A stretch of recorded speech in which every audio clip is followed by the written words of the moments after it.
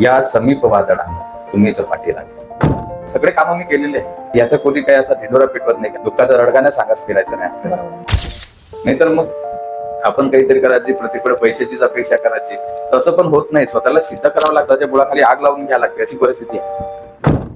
अशी वेळ होती ज्यावेळेस मला रंग नव्हते. माझ्या मित्रांनी मला सपोर्ट केलाय. किमान एनर्जी देणारा तरी मित्र असला पाहिजे. बरोबर. तुम्हाला सपोर्ट, तू चल पुढे, मी बघतो काय करायचं, तू फक्त पुढे जा, एवढा आधार आहे ना, खूप गरजेचा असतो. किंवा संकट जर जगण्याचा जर सोर्स असेल तर त्याला वादळाची भीती नाही आणि संकटाची नाही. सर्वांचं स्वागत आहे आपल्या युट्यूब चॅनलवर, ज्याचं नाव जिद्दी कलाकार. तर आज आपल्या सोबत आहेत कैलाश घुले सर, जे की एक उत्तम आर्टिस्ट आणि आर्ट टीचर आहेत. त्यांनी खूप कॉलेजमध्ये ऍज अ गेस्ट लेक्चर खूप साऱ्या मुलांना इन्स्पायर केलं आहे. नमस्कार, मी कैलाश घुले, चित्रकार, नागपूर. आज या जिद्दी कलाकार आर्ट्सवर मला येण्याचा संधी मिळाली, त्याबद्दल मी आभार व्यक्त करतो. तो अगर आपने इसका फर्स्ट और सेकंड पार्ट नहीं देखा होगा तो आप जल्दी से देख लीजिए. चलो भाई वीडियो की तरफ. तर त्याच्यामधून कोणती एक कविता तुम्ही सादर करू शकता समोर? ठीक आहे ना, मी मला पाठ नाही, पण जे मी लिहिलं आहे ते मी तुम्हाला सांगतो बघा. नभ उतरले खाली, नभ उतरले खाली, सांग भयान सके, थेंब ओंजळीत मावेना, शब्द हताश मुके, पापण्याची लवती पात, दारात सांडली खेळ, पापण्याची लवती पात, दारात सांडली खेळ, वेचितात इथे उरे केविलवाने, या वेळ्या नभाने माळली काजळी पाखे, या समीप वादळा तुम्हीच पाठीराखे. एक आशावाद या कवितेमध्ये हे आहे की आपण बरेचदा असं म्हणतो की एखादं संकट आलं तर आपण घाबरतो, किंवा संकटच जर जगण्याचा जर सोर्स असेल तर त्याला वादळाची भीती नाही आणि संकटाची भीती नाही. तर ते आपल्या पाठीराखे असतात, कारण ते सावरणारे असतात.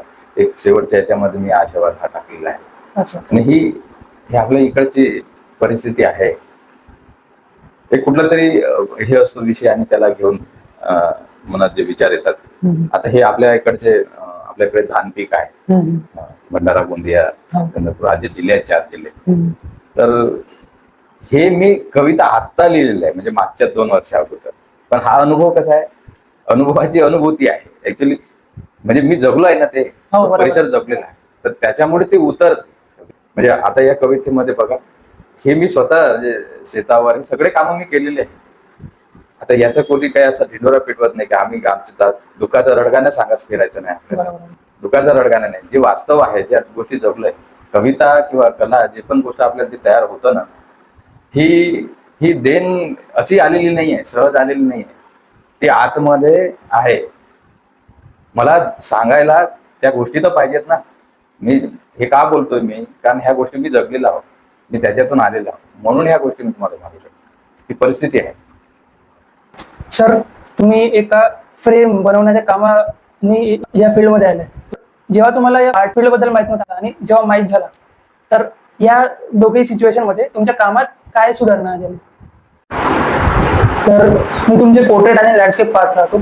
तर याच्यात तुम्ही कमीत कमी लाईन मध्ये जे पण तुमचं कॅरेक्टर आहे किंवा मग त्याचा फील, इमोशन आहे, तो तुम्ही जसं मांडता, तर ते तुम्ही हुबेहूब कसे पकडून घेता त्याच्यात, त्या कॅरेक्टर मध्ये, किंवा जे पण चित्र असेल त्याचं, ते कसं जमतं तुम्हाला? हे बघा, त्याच्यासाठी सुद्धा आणि सरावाचाच भाग आहे. एक तर डेली स्केचिंग आहे. मी आता जरी डेली करत नाही, पण पूर्वी जो रियाज केला, जो काम केला, तो त्याचाच. आणि आताही काय होतं की मी पूर्णपणे हँडवर्क मध्येच आहे, तर त्याच्यामुळे कुठलं ना कुठलं ड्रॉइंग चालूच असतं. तर हे ड्रॉइंग जो परफेक्शनेस आहे, जो पूर्वी केलेल्या कामाचंच फळ आहे. म्हणजे आपण त्याचे पोर्ट्रेट जर करायचं असेल तर काय असेल ना, तुम्ही एखादा हेड तयार करताय, तर हेडला तो तुलनात्मक अभ्यास करायचा. म्हणजे याचं सगळं तुम्ही अॅनाटॉमीचं हे केलं, दोन डोळ्यामधलं अंतर किती आहे, नाकाचं किती आहे, तुमचं हा स्कल कसा आहे, तो हे सगळं अभ्यास करून आणि तुलनात्मक अभ्यास करून ह्या फेजवरच्या त्याच्याने ड्रॉइंग करायचं, विचार करायचा, त्याच्यानुसार हे करायचं. आपोआप येतो ते. आणि सेट लाईट, जेव्हा ड्रॉइंग करत असताना हलकसं सेट पण तुम्हाला द्यावं लागते, म्हणजे तुम्हाला प्रॉपर पद्धतीनं तो स्केच आणता येतो. आणि निरीक्षण, निरीक्षण. एक छोटी गोष्ट, कोणी म्हणतात डोळ्यामध्ये आहे, नाकामध्ये आहे, ओठामध्ये आहे. कॅरेक्टर सगळ्या गोष्टीत आहे, सगळ्याच गोष्टी येतात, बरोबर. केवळ डोळ्यामध्ये नाही आहे. आता बघा, जो मी सामान्य व्यक्ती आहे, हे सामान्य व्यक्ती आहे.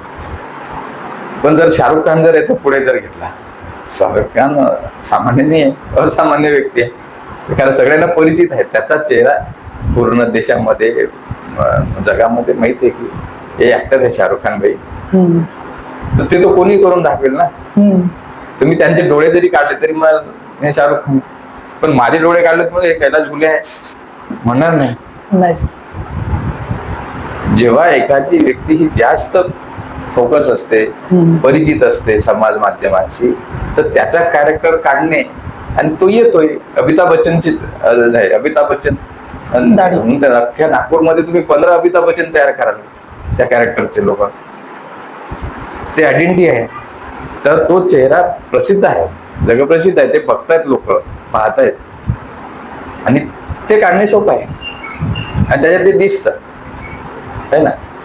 तर म्हणून एक चांगला पोर्ट्रेट करायला तुम्हाला रियाज फार गरजेचा आहे, आणि स्केचिंग बरोबर हा एक महत्वाचा भाग आहे.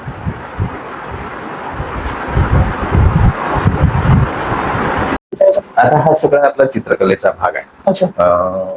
जे वातावरण आहे लँडस्केप मध्ये. आता एक बघा, लँडस्केप ही अशी गोष्ट आहे की मी आता याच्या खालच्या लँडस्केप मध्ये आणि हे वरचे, याच्यामध्ये एक वातावरण तयार केलं आहे.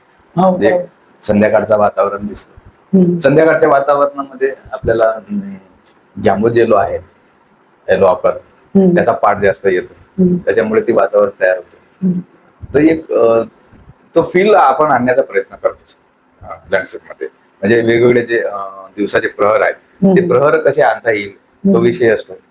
आणि वास्तव मध्ये जे आहे, आणि काय होतं, रंग जे आहेत हे जसेचे तसे येत नाही कुठल्या चित्रणामध्ये. माझा असं असेल की मी ते लाईट पकडतो, तो कंपोजिशन पकडतो, आणि चित्र जास्त सुंदर कसं होईल, जास्त चांगलं कसं होईल, हा माझा प्रयत्न असतो. आणि त्याच्यासाठी मी लाईट पकडतो की लाईट कसं छान दिसतो, आणि मग बाकीचं वातावरण कसं आहे. आणि काही जे गरज नसते निसर्ग चित्रामध्ये काही गोष्टीचं महत्व नाही आहे, तर त्या गोष्टी आपण टाळायच्या. आता जसं कॅमेरा नाही काढू शकत, कॅमेराला जे वाटतं ते सगळं घेणार तो, आवश्यक अनावश्यक हे सगळं. पण आपण चित्रकार आहोत ना, कारण आपण एक माणूस म्हणून आपल्याला एक मेंदू आहे, आपण विचारशील आहोत, आपण विचार करू शकतो. मग विचार करू शकतो म्हणजे आपण त्याच्यात काम करू शकतो. तो ठरलेला आहे, कारण तो यंत्र आहे, यंत्राला ठरलंय, कारण यंत्र मानवाने तयार केलं.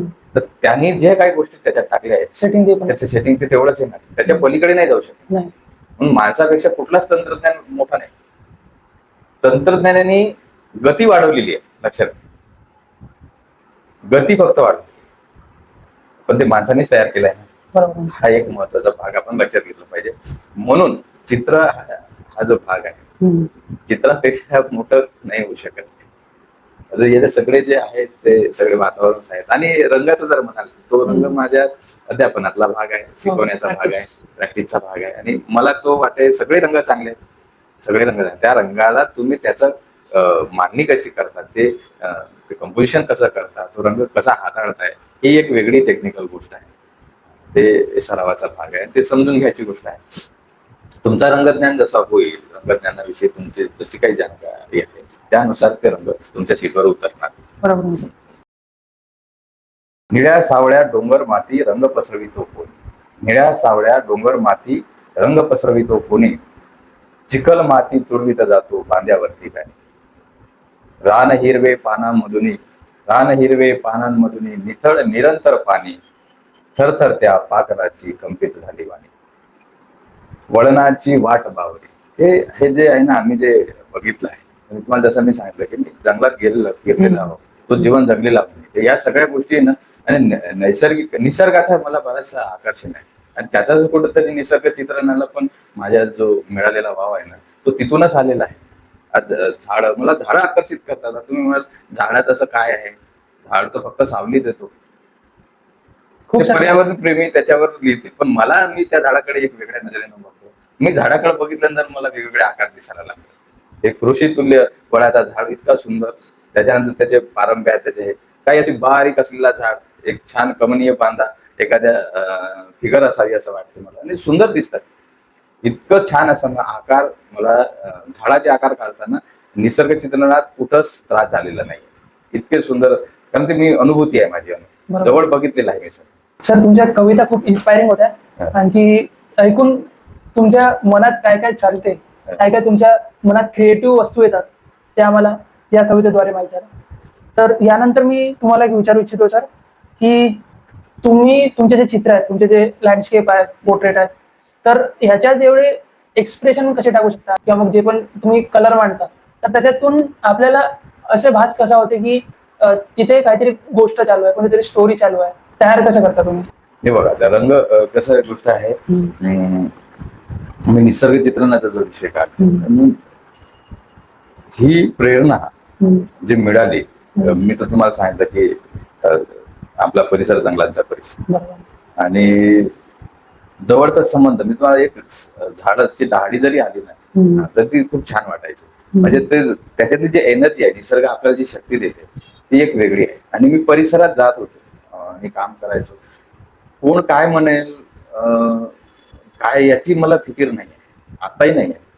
आणि त्याच्यामुळे हा जो हे आहे बघा, कसं आहे ना, बोलणारे ना एक वेगळा गट आहे, तर तो कायम तुमच्याशी याच्यावर बोलतो. एक गट असा आहे, तो बघतो, बोलत काय नाही. एक गट असा आहे, तो खुल्या दिलांना तुमची प्रशंसा म्हणता ये आहे. तर मी जे काम करत होतो, काम करायचो, काम चालू, सातत्याने काम करायचं, सातत्याने काम. मी निसर्ग चित्रणासाठी काय काय केलं, काय दिवे केलं, या सगळ्या गोष्टी तर ह्या एका मुलाखतीत शक्य नाही, या सगळ्या गोष्टी. पण मी जे जे केलं ना, ते फार आहे त्यासाठी. सगळं कुटुंब, ह्या सगळ्या गोष्टी, जबाबदाऱ्या, ह्या सगळ्या करणे वेगळी गोष्ट आहे. हे सगळं सांभाळून साधी गोष्ट नाही आहे सगळं करायचं. अशी वेळ होती ज्यावेळेस मला रंग नव्हते, माझ्या मित्रांनी मला सपोर्ट केलाय,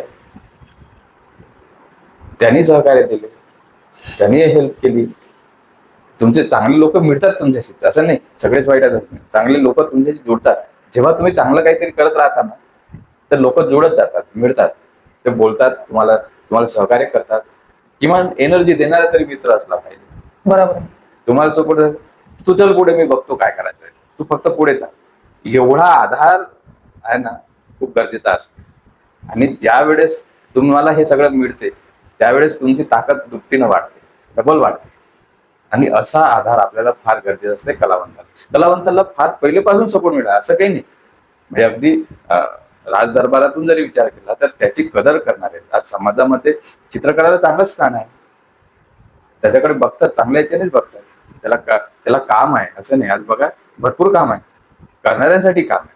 जर काम करायचं नाही ठरवलं तर मिळणार नाही. काम आहे, तेवढ्या गोष्टी तुम्हाला तयार करावं लागेल स्वतः. ते जेव्हा तुम्ही स्वतः तयार होता ना, तर तुम्हाला मिळेल. नाहीतर मग आपण काहीतरी करायची, प्रत्येक पैशाचीच अपेक्षा करायची, तसं पण होत नाही. स्वतःला सिद्ध करावं लागतं, स्वतःच्या बुडाखाली आग लावून घ्यायला लागते, अशी परिस्थिती आहे. स्वतःला तयार करावं लागते, कष्ट करावं लागते, झिजावं लागते, सगळ्या गोष्टी, तर सगळं मिळते. आणि ती ताकद तेव्हाच येते आपल्याला. सहज काही भेटत नाही, आणि रेडीमेड तर काहीच नाही आहे, शॉर्टकट पण नाही आहे. त्या चित्रकलेमध्ये शॉर्टकट आहे काही नाही. तुम्हाला तेवढं तिथून त्या फेजमधून जावंच लागेल. निसर्ग चित्रणाचा विषय आहे, तर मी ते जसं मी तुम्हाला सांगितलं की तो भाग मी भरपूर प्रवास माझा झालेला आहे. काही चित्रकार, समकालीन चित्रकारचे काम बघतोय, काही जुन्या कला चित्रकारांचे काम बघतोय. तर मला ते पॅशन आहे, मला आवडते, त्याच्यामुळे मला जास्त आकर्षण आहे. आणि एक दुसरी एक गंमत सांगू का, मला आतली गोष्ट सांगतो. मला निसर्ग चित्रण तयार करण्यासाठी मला कमी खर्चाची गोष्ट आहे. एक दुसरा एक सांगतो, मी कॅनव्हास पेंटिंग छान करतो, कॅनव्हास पण करतो. ऍक्च्युली सगळ्या रंगावर माझा आहे प्रभाव आहे, मी काम चांगलं करतो, सगळे माध्यम हाताळलेली आहे. पण लँडस्केप याच्यासाठी माझं कंटिन्युएशन मध्ये आहे, कारण मला त्याच्यासाठी लागत कमी आहे. मी माझ्या घरावर तुळशीपत्र ठेवून मी काम करायचे का, मला पैसा लागतो ना या सगळ्या गोष्टी करायला. मग हा पैसा कोण देणार आहे मला? म्हणून मला तर आर्ट तर जपायची आहे, मला काम तर करायचं आहे, आणि मला त्याच्यामध्ये ह्या सगळ्या गोष्टी मिळवायच्या. तर मी त्यासाठी भरपूर काम केलंय, कारण त्याची लागत कमी आहे, मटेरियल खर्च कमी आहे. वॉटर कलर सहज मिळतो, सीट अवेलेबल्स आहेत, वेगवेगळ्या सीट. आता खूप महागाच्या सीट मी वापरतो. पूर्वी थोडे साधी पेपर वापरायचो, पण आता मी सीट पण चांगला हे करतो, कारण आता त्या दर्जाचं काम होऊ लागलं, त्या लेवल प्राप्त होऊ लागलेली आहे. ते मिळत आहे, लोकांना ते आवडत आहे, एप्रिशिएट करतायत, लोक बोलतात, मेसेज येतो, फोनवर बोलतात. तर आता कुठेतरी असं वाटायला काही लोक मार्गदर्शन करतात चांगलं, की नाही हे वापरून बघा, आणखी चांगलं काहीतरी. मी हो म्हणतो, मी एक्सेप्ट करतो. हा, मी अजूनही खाली आहे, मी काही खूप मोठा आहे मी असं अजिबात समजत नाही. त्याचं कारणही नाही तसं समजण्याचं, कारण प्रत्येक वेळ काहीतरी घ्यायची हे असते, शिकू द्यायचं, येऊ द्यायचं. आजन्म विद्यार्थी असतो ना माणूस, येऊ द्यायचं, शिकू द्यायचं. जे जे मिळतं ना ते घेत जायचं. आपली जोडी खाली पाहिजे, आपली जोडी खाली पाहिजे, कारण ते घेता आलं पाहिजे त्याच्यात. असं सगळं आहे. तो अगर आपको ये वीडियो अच्छा लगा होगा तो इसको लाइक कीजिए, शेयर कीजिए और इस चैनल को सब्सक्राइब कीजिए, क्योंकि मैं देखते आ रहा हूँ कि आप मेरे चैनल को सब्सक्राइब नहीं करते और वीडियो देख के ही चले जाते हैं। तो ये ज़्यादा से ज़्यादा लोगों तक पहुँचनी चाहिए, और जिस भी अपने भाई बहन को इस आर्ट फील्ड में आना है तो उनको मदद होनी चाहिए, इसलिए मैं ये पॉडकास्ट बना रहा हूँ। तो ज़्यादा से ज़्यादा लोगों तक इसको शेयर कीजिए और सब्सक्राइब करना मत भूलना।